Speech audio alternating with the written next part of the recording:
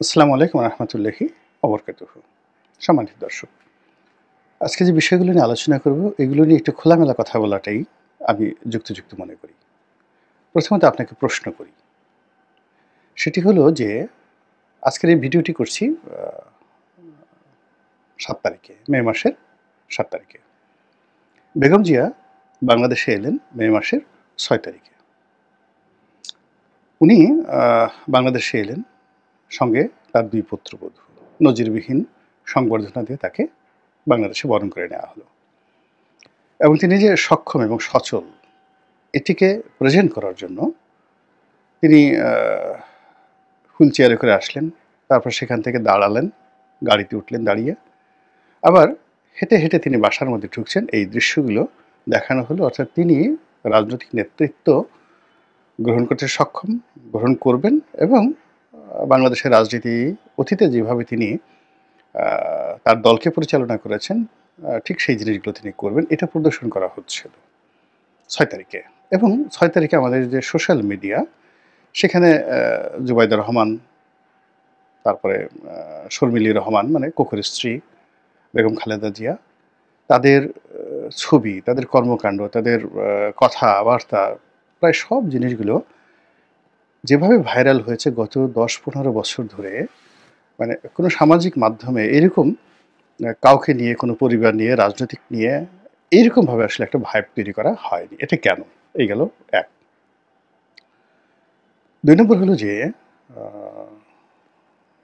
তিনি ৬ তারিখে বাংলাদেশে এলেন, বাসায় ঢুকলেন এবং তাকে দেখলাম যে প্রোটোকল যেটা দেয়া হয়েছে সেনাবাহিনীর পক্ষ থেকে, সরকারের পক্ষ থেকে, just like a prime minister, just like a prime minister, প্রধানমন্ত্রীর মতো সম্মান দিয়ে, মর্যাদা দিয়ে, প্রোটোকল দিয়ে তাকে এয়ারপোর্ট থেকে এনে বাসায় রাখা হয়েছে।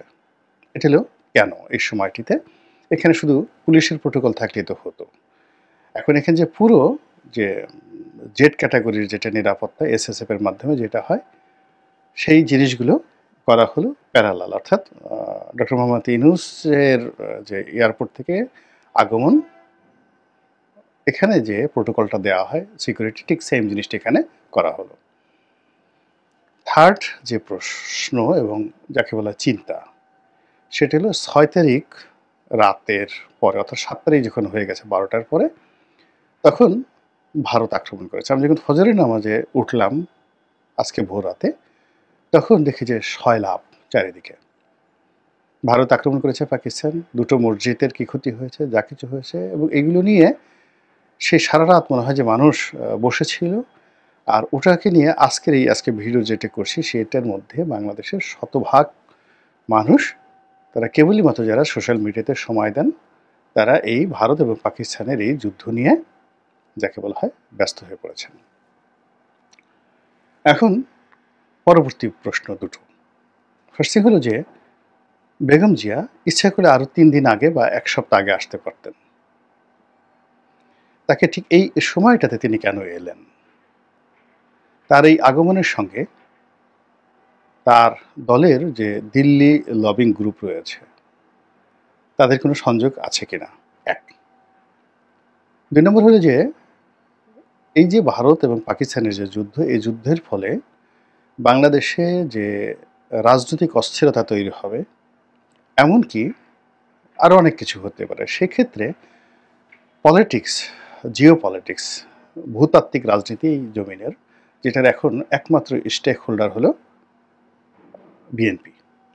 তো সেক্ষেত্রে ঐক্যের প্রতীক রূপে বেগম জিয়াকে বসিয়ে তারপর এই জায়গাটিতে ভারত একটা স্থিতিশীল অবস্থা রাখতে চাচ্ছে তাদের পক্ষের পলিটিক্যাল ফোর্সকে, এবং তাদের যে এখানে অন্যান্য এজেন্ট রয়েছে, দাবিদার রয়েছে বিভিন্ন সেক্টরে, আমি ডিটেলস বললাম না, তাদের সঙ্গে এই পলিটিক্যাল যে স্ট্যাবিলিটি, এটার একটা connectivity next to the power, next তোমাদেরকে পাওয়ারে নেওয়া হবে, যেটা নিয়ে জামাতপন্থী যে সমস্ত সোশ্যাল অ্যাক্টিভিস্ট রয়েছেন তারা নানা রকম অপপ্রচার করেছেন, এবং তারই অংশ হিসেবে বেগম জিয়া কি বাংলাদেশে এলেন কিনা।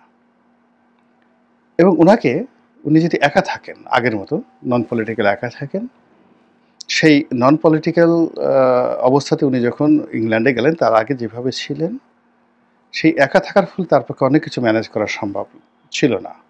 ফলে তাকে সাপোর্ট দেওয়ার জন্য, সব দিক থেকে সাপোর্ট দেওয়ার জন্য তার ২ পুত্রবধূকেও এই সময় আনা হয়েছে। তারা এসেছেন বা পাঠানো হয়েছে বা একটা কথাবার্তা হয়েছে। এরকম একটা আলোচনা কি আপনি করতে পারেন না? বা এই ধরনের প্রশ্ন কি আপনার মনের মধ্যে আসতে পারে না? আর এরকম যদি 1% এরকম কোনো ঘটনা ঘটে থাকে যে না ঠিক আছে, 99% হলো যে না এমনিই ঘটনা ঘটে গেছে। তারা আসছেন, তারা দেশে আসবে না তো করবেন কি? তারা নির্বাচনের জন্য প্রস্তুতি নিবেন।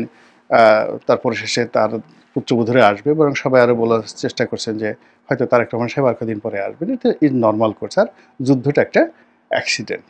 এটাকে আপনি ৯৯% আপনি বৈধ দেন। কিন্তু 1% আপনি চিন্তা করেন যে এখানে যে যুদ্ধটা, সেই যুদ্ধের যে মাস্টার প্ল্যান, সেই মাস্টার প্ল্যানের মধ্যে এটাও অন্তর্ভুক্ত থাকতে পারে। এবং তাই যদি হয়, তাহলে কি ধরনের ঘটনা ঘটতে পারে? এটা নিয়ে একটু আলোচনা করুন। আরেকটি বিষয়, ঠিক একই সময়টিতে, প্রায় একই সময়টিতে প্রধান উপদেষ্টা ডক্টর মোহাম্মদ ইউনূস তিনি বিমান বাহিনীর একটি অনুষ্ঠানে খোলামেলা বলেছেন, তখনও যুদ্ধ শুরু হয়নি, যে যেভাবে যুদ্ধের দামামা বাজছে, তো সেক্ষেত্রে আমাদেরকেও যুদ্ধ প্রস্তুতি নিতে হবে। এটা না নেওয়াটা বোকামি।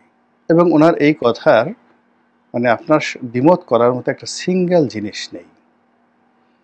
যে কোনোভাবে হোক না কেন আপনাকে যুদ্ধের প্রস্তুতি থাকতে হবে, এই কথাটা বলেছেন। এবং তিনি যখন এই কথাটা বললেন, এই কথাটা তিনি তো এমনি এমনি বলার কথা না।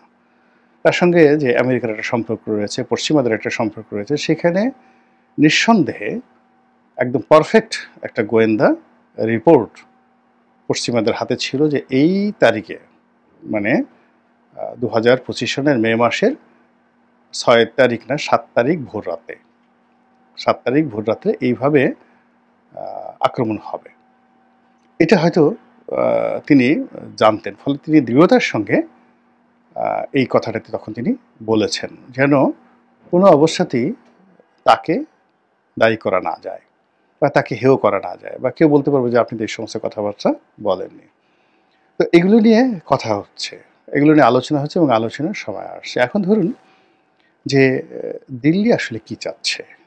এখানে মূল ব্যাপার হলো যে যদি এই যুদ্ধটা না হতো, তাহলে পাকিস্তানের সঙ্গে সরকারের যে সম্পর্কটি, সেই সম্পর্কটি যেভাবে এগুচ্ছিল এবং পাকিস্তান যেভাবে জলে স্থলে অন্তরিক্ষে বাংলাদেশের রাজনীতিতে একেবারে অপরিহার্য হয়ে পড়েছিল, পাকিস্তান সম্পর্কে বাংলাদেশের মানুষের যে নেতিবাচক ধারণা